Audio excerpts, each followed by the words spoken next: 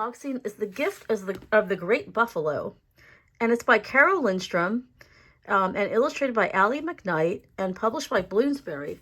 And so here they describe Carole Lindstrom as the New York Times bestselling author. She is certainly that. She also is the Caldecott Award winner of one book, and maybe others that won the honor. But certainly a wonderful Native American storyteller and an important voice in children's literature. And here we see clouds that are shaped like buffalo.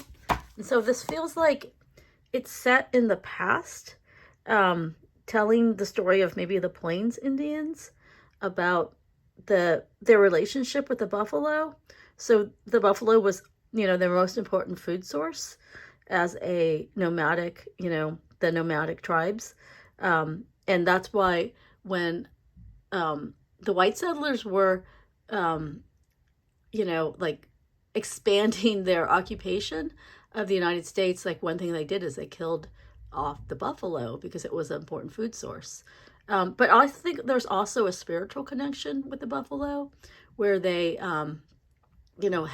view it as, sort of part of the whole, universe and almost like an elder, like a wise elder is my sense. But let us see.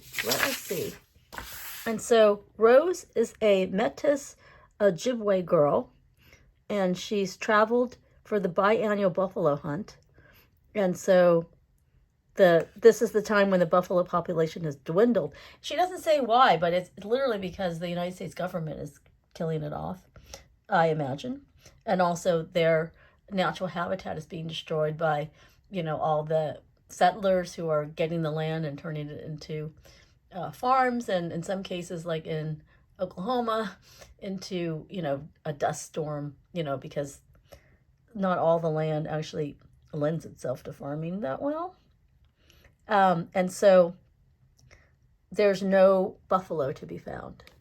And so this is the story of this family and her tribe. You know what I mean? It's sort of, it's a semi-annual event, but it's also important, not just culturally, but like probably like part of the, part of like a harvest, like a food source. And the Native Americans used the buffalo in its entirety, like nothing got wasted, a good example of, sustainability. And then here, like, especially once they had the trains,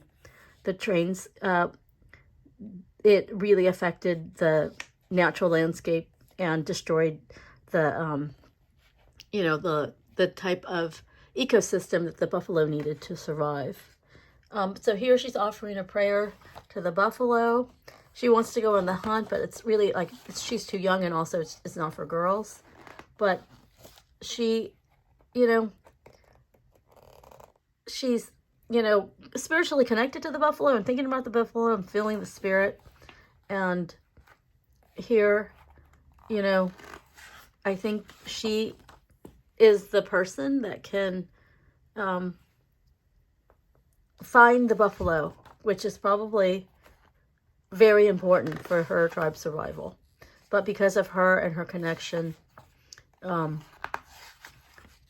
though she wasn't able to go on the hunt, she was an important part of it. And here we have an author's note about the history of the buffalo hunt, a bibliography for more resources, and also, her,